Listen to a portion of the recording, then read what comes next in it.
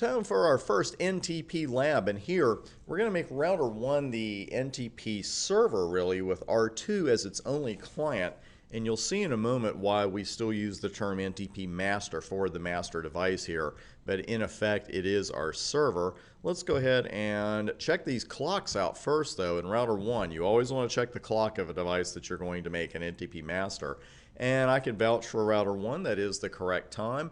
Router 2 there needs a little bit of help because it thinks it's New Year's Day 2001, so we need to bring that baby up to date. Let's go up to router 1 and start making that happen.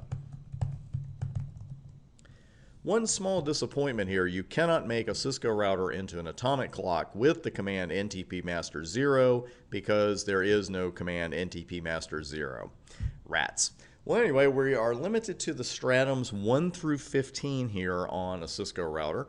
And notice that this is a legal command by itself. So I think we'll leave it at the legal command there without specifying a stratum number, and that way we'll see what the defaults are.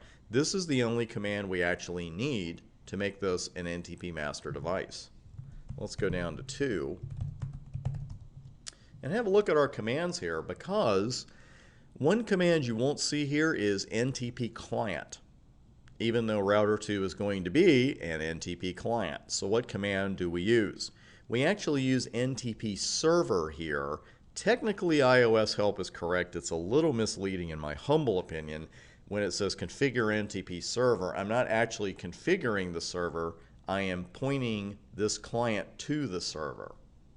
That's what we're actually doing with this command. So NTP server 12.123.1.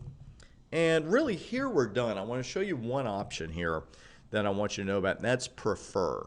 Because of course we love redundancy, and we would love it if router 2 had 3 NTP servers to choose from on our network. And the thing is, you can configure multiple servers. You could just put NTP server in again. They would be separate commands. You don't put them all on one line.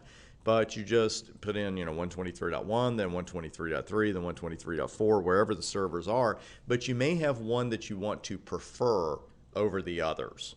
And that's where the prefer option came in. So if I had another NTP server here, it was 172.12.123.3, but I preferred it to use .1 here, I would simply put prefer right there. And that's all there is to it. It's going to use .1 as long as it can.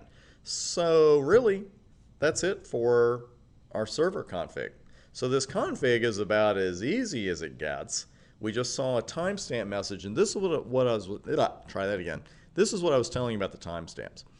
For the course to this point, I have left the timestamps off because I wanted us just to be able to concentrate on the messages and the syslog, system messages and the debug messages. But I left them on this time because I wanted you to see them. And this is one format. I will show you some other ones later in the course. But we can also see that it still says January 1. So it's not like this is going to take place immediately, the synchronization. One thing with NTP, it does teach you patience, even in a lab environment, because the commands are quick, but it may be more than a few minutes before the synchronization actually fully takes place. And we may well see that just here in our lab. Let me introduce you to a couple of really important NTP commands. And the first one being show NTP associations. And here, this is the master device. So when we look at what NTP devices it's associated with, when you see 127.127.1.1, that's the loop back here. That means the association is with this device. The reference clock gives you a huge hint. You don't even have to buy a vowel for an A, because I know you know that LOCL stands for local. Notice the stratum here is 7. I'm just pointing that out for right now. And all of these numbers down here, don't sweat those. Those are for future studies. We don't need them right now. What we always need when it comes to our client-server relationships in NTP, including the server, is to see the asterisk and the squiggly. Call it whatever you want. I know that's not the official term, but that's what I'm going with. You want to see system peer, and in this particular case, you want to see configured, because we did configure it with the NTP master command.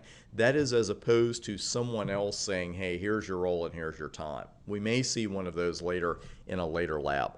But when we're setting up client-server NTP relationships, you have to see these two symbols next to the address before we know our job is done.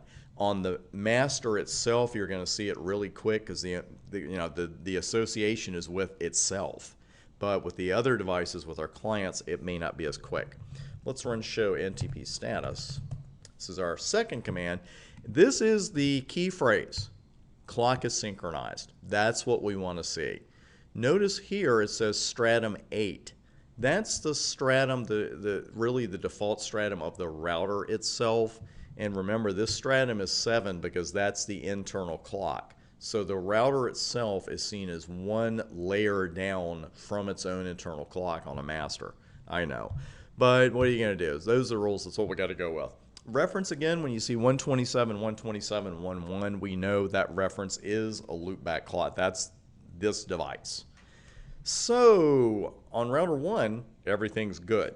Now we need to go to our client, check things out, and we will start with show NTP status. And first thing we see is clock is unsynchronized. So this does take a while because the thing is with what 99.9% of the things we do in Cisco land, I mean when we enter something in a router or a switch, happens just like that, right? Well, that is not going to be the case with NTP. This is more real world than on your exam, but I don't want you to think in the real world when you set up NTP 5 seconds later all your clocks are going to be synced, because it doesn't work like that. When you see stratum of 16, that's another huge clue that things are not as they should be, and no reference clock at all. Well, if we don't have a reference clock, that's not good either. Let's run show NTP associations, and starting to look good here. Now notice that we do see our 2 symbols next to the NTP device we're associated with, which is 123.1. So that's good. We're getting somewhere. The reference clock and the stratum information here, remember, that's the information of the associated device, not the local device. So that's why we're seeing 127, 127, 11, because this is such a powerful command. It's even showing us where the associated device is getting its time from, and also what stratum it is. So progress has been made. What we've got to do, though, is wait for show NTP status to sync up. So what I'm going to do is go ahead and pause the video. It's probably going to be a few minutes, and then when you come back, I'll show you exactly what it looks like. We'll check the clock timeout, and we'll move on from there. And just a few seconds ago, you can see our last update was 3 seconds ago, and we are synced up now. So router 2 show NTP status, clock is synchronized. Notice the stratum is 9, so we're seeing that hierarchy in action.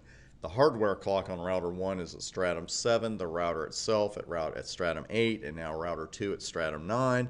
And there's the reference. Let's go ahead and run show NTP associations, and we see everything we expect to see. We're actually seeing that before as far as the address, reference clock, and stratum. And of course the most important thing is show clock, and you can see now that that has indeed updated and we are synced up with router 1. What we're going to do next is set up a peering between routers 2 and 3 and start flowing the correct time throughout the rest of our network, and that is coming up next.